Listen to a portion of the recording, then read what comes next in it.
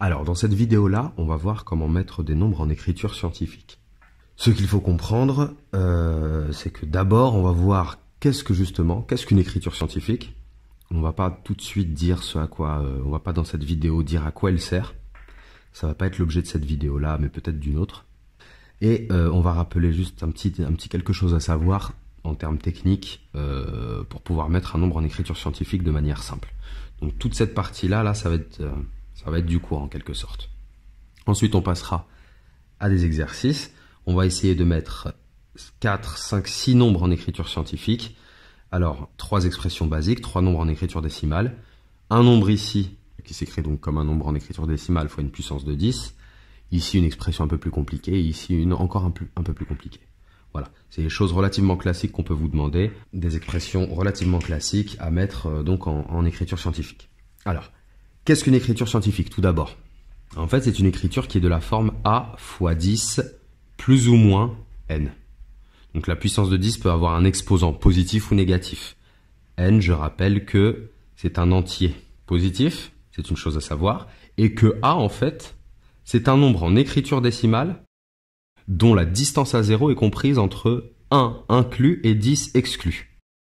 Excusez-moi, je manque de place. Donc, c'est un nombre en écriture décimale, c'est-à-dire il n'est pas sous forme de puissance, il n'est pas sous forme de fraction, dont la distance à 0, elle est comprise entre 1 inclus et 10 exclus. Qu'est-ce que ça veut dire entre 1 inclus et 10 exclus? Ça veut dire qu'en fait, ce A-là, il pourrait être égal à plus ou moins 1, quelque chose, 1 ou 1, quelque chose, 1 inclus, il est inclus le 1, il peut être égal à 1, plus ou moins 1, ou bien à plus ou moins 2, quelque chose, et ceci jusqu'à, non pas 10, parce que 10 est exclu, donc juste en dessous de 10, 9, quelque chose. Voilà. Donc en gros, en somme, ce A là, il peut être positif ou négatif, mais il s'écrit avec un seul et unique chiffre avant la virgule, différent de 0. Donc on commence à 1, il pourrait s'écrire comme 1, quelque chose, 2, quelque chose, jusqu'à 9, quelque chose. Voilà, jusqu'ici c'est tout ce qu'il y a à savoir sur une écriture scientifique. Maintenant, juste un petit rappel, ce qu'il faudrait savoir, c'est comment est-ce qu'on fait pour multiplier par une puissance de 10. Bien, pour multiplier par une puissance de 10, rien de plus simple. Techniquement, notre nombre, ça revient à déplacer sa virgule de n rang vers la droite. Ah oui, 10 puissance 2, c'est quoi? C'est 100. Quand tu multiplies par 100, qu'est-ce que tu fais? Tu déplaces la virgule de ton nombre de 2 rangs vers la droite. 10 puissance 3, c'est 1000, et multiplié par 1000, ça revient à déplacer ta virgule de 3 rangs vers la droite, etc., etc. L'exposant est égal au nombre de rangs par lequel tu déplaces ta virgule. Et si l'exposant est négatif, si on multiplie un nombre par 10 puissance moins n, bien ça revient à déplacer la virgule de notre nombre de n rangs vers la gauche. N rangs vers la gauche. Je donne un petit exemple ici. Par exemple, 0,0067, allez, fois 10 puissance 5. Qu'est-ce que ça revient à faire? Ben, ça revient à déplacer la virgule de mon nombre là, 0,0067, de 5 rangs vers la droite. 1, 2, 3, 4 et 5. Je vais devoir rajouter un 0 derrière, ce qui me fait 670. Ici, si je prends par exemple 544 et que je le multiplie par 10 puissance moins 4, ça revient à déplacer la virgule de 544 de 4 rangs vers la gauche cette fois-ci. L'exposant étant négatif. C'est comme si je le divisais par 10 puissance 4. Donc c'est comme si je le divisais par 10 000. 4 rangs vers la gauche. Donc mon 544, je vais l'écrire comme ceci. Et je vais faire au crayon papier. Je vais faire glisser ici ma virgule. Je vais la déplacer de 4 rangs vers la gauche. 1, 2, 3, 4. Et parce que dans un nombre entier, bien sûr, la virgule, elle est à la fin, elle est muette. Voilà. 0,0544. Voilà pour ce qu'il faut savoir. Maintenant, on va passer dans le vif du sujet et essayer de mettre des nombres en écriture scientifique. On va commencer par celui-ci. On va l'écrire donc sous forme d'écriture scientifique, c'est-à-dire de la forme A fois 10 puissance plus ou moins un nombre. Voilà. Le A là, je l'appelle la tête. On va l'appeler la tête. Alors la tête, on a dit qu'elle devait avoir une distance à 0 comprise entre 1 inclus et 10 exclus. Ça veut dire qu'il n'y a qu'un seul chiffre avant la virgule. Bah là, j'ai pas le choix. La virgule, je la place derrière le 2. 2,474. Mais on est bien d'accord que 2474 n'est pas égal à 2,474. Donc on vient apporter un petit facteur ici correcteur qui va nous faire nous déplacer notre virgule. Et il faut qu'on déplace la virgule donc de 2,474, parce que c'est ce nombre-là qu'on multiplie, pour que ce soit égal au nombre que l'on nous a imposé ici, là, 2474. Il faut que je déplace ma virgule. Ma virgule commence derrière le 2 ici. Il faut qu'elle arrive ici. Donc il faut la déplacer de 3 rangs vers la droite. 3 rangs vers la droite. 4, 7, le 4. Hop. Donc ça revient à multiplier ce nombre-là par 10 puissance 3. Déplace de 3 rangs vers la droite, ça revient à multiplier par 10 puissance 3. N est égal à 3 ici. De même, on donne ce nombre-là, je dois l'écrire en écriture scientifique. Pas le choix, ma tête, je ne peux l'écrire que comme 1, virgule, et puis je réécris tous les chiffres qui sont derrière, le 0, le 2, le 0, le 5, le 4 et le 3. Par quoi je vais devoir multiplier ce nombre-là pour que ce soit égal au nombre imposé ici, 10 205,43. Il va falloir que je le multiplie par une puissance de 10, bien sûr, pour qu'il y ait un déplacement de virgule. Et de combien de rangs? Donc là, ma virgule part d'ici, de derrière le 1, et c'est 1, 2, 3 et 4. 4 rangs vers la droite, on multiplie donc par 10 puissance 4. De même ici, on va commencer par écrire la tête, on commence à comprendre la chose. Alors la virgule, où est-ce que tu vas la placer? Tu vas la placer derrière le 3, t'as pas le choix. 3,5. La tête commence toujours par un seul chiffre, différent de 0 avant la virgule. On vient multiplier par une puissance de 10.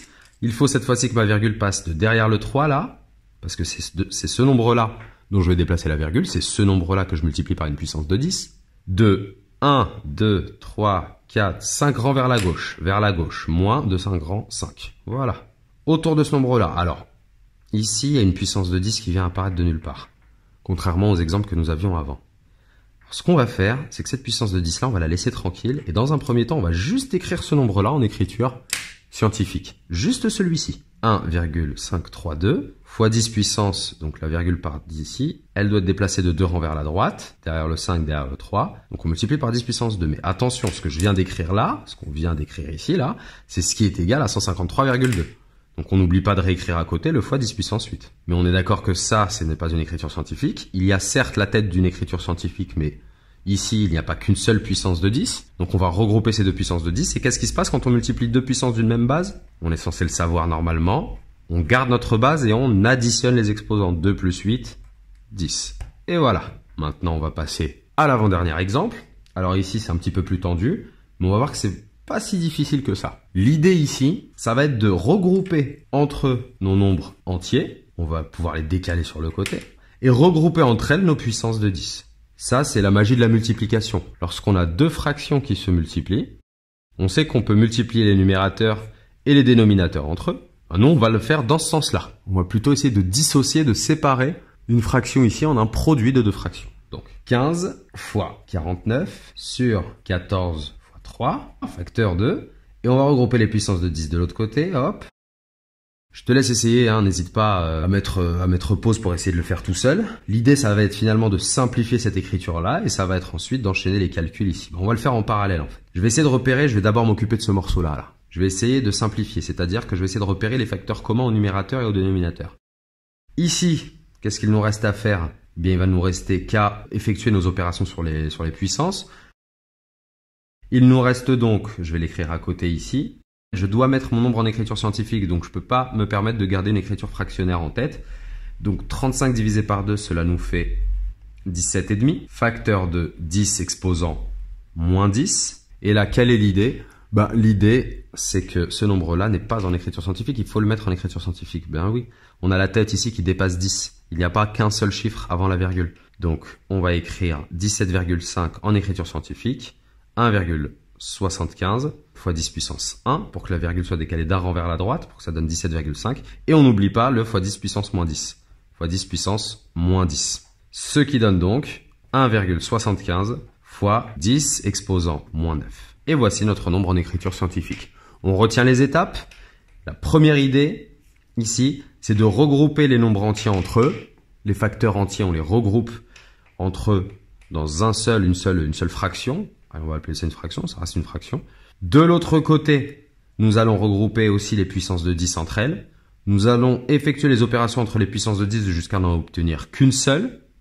Et nous allons simplifier l'écriture ici jusqu'à obtenir un nombre en écriture décimale. Et ensuite, on fera les ajustements comme on a fait dans le D. Petits ajustements si besoin, pour qu'on ait une belle tête de nombre en écriture scientifique. On va faire cet exemple-là sur une autre feuille. Je vais garder ici l'exemple du E là. Donc l'idée, qu'est-ce que c'était? C'était de regrouper les facteurs entiers. Le problème, c'est que là, ici, si on regarde bien nos facteurs, ils sont pas sous forme entière. Ils sont, à part lui, tous les autres sont sous forme décimale. Et on sait très bien que ça va être très compliqué à simplifier des nombres comme ça. Donc l'idée, c'est vraiment que j'ai des nombres entiers et si possible, pas des multiples de 10, de 100 ou quoi. Vraiment des nombres entiers avec qui ne se terminent pas par 0. L'idée, ça va être donc d'utiliser nos propriétés de multiplication par des puissances de 10. C'est-à-dire que ici, 0,015, ben je vais l'écrire, on va l'écrire comme 15. 15 fois 10 puissance quelque chose. 15 fois 10 puissance quoi? 15, je dois déplacer sa virgule de 1, 2, 3 rangs vers la gauche pour que ce soit égal à 0,015. Voilà. Je vais en profiter ici pour faire mon calcul avec la puissance de 10. 2 fois moins 3, ça fait moins 6. Comme ça, je suis déjà débarrassé de ça. Fois le 4,9 ici. On va l'écrire comme 49 fois 10 puissance quelque chose. 10 puissance moins 1 fois 10 puissance moins 7 que je remets ici. Ici, le 1400, c'est un peu trop gros. On veut pas de nombre entier qui se termine par 0. On va donc l'écrire comme 14. 14 fois 10 puissance 2. 10 exposant moins 8. Facteur, ici, on va pas le laisser comme ça. Tu l'as deviné, c'est 3 fois 10 puissance moins 3. Fois 10 puissance, une puissance d'une puissance, on les multiplie. Moins 1 fois moins 5. 5. Voilà. Maintenant, ce qu'on va faire, eh bien, on va faire exactement comme on avait fait dans l'exemple précédent. C'est-à-dire qu'on va regrouper les nombres entiers d'une part et les nombres sous forme de puissance de 10 d'autre part. Donc, je vais regrouper 15 avec 49. Et au dénominateur, je regroupe 14 et 3. Voilà. Fois, et ici, je vais regrouper mes puissances de 10. Et maintenant que j'ai ça, bah, la recette, c'est exactement la même que celle d'avant. C'est-à-dire que je vais simplifier. On voit bien là que c'est 15 fois 49 sur 14 fois 3. C'est exactement la même chose.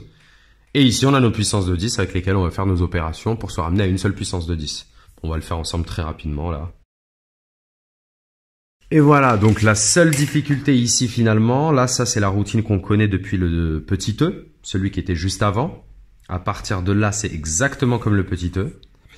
Ce qui change, c'est vraiment cette première étape-là où lorsqu'on a un nombre à virgule ou bien un nombre entier qui se termine par un certain nombre de zéros, on essaye de les écrire sous forme de nombre entier qui ne se termine pas par 0, fois une puissance de 10. Comme ça, on regroupe les puissances de 10 d'une part, et on regroupe les nombres entiers d'autre part, et ces nombres entiers-là, on arrive facilement à simplifier et à calculer le quotient. Voilà, pour ce qui est de la mise en écriture scientifique d'expression. Dans 95% des cas, vous tomberez sur des expressions comme ceci. Donc, soit des nombres entiers, soit des nombres à virgule, comme ceci ou comme ceci, ou bien des nombres en écriture décimale, donc fois une puissance de 10, mais avec une écriture décimale bien sûr, un nombre en écriture décimale devant qui ne correspond pas aux critères de la tête donc d'une écriture scientifique, ou bien des petites expressions un petit peu complexes comme celle-ci, mais on a vu la méthode. Donc on regroupe les nombres entiers d'une part, les puissances de 10 d'autre part, on fait nos calculs et on arrange après si besoin à la fin. Voilà, passage de là à là. Mais ça, le passage de là à là, c'est la même chose que le dé. Voilà, allez, force à vous là-dessus. À bientôt.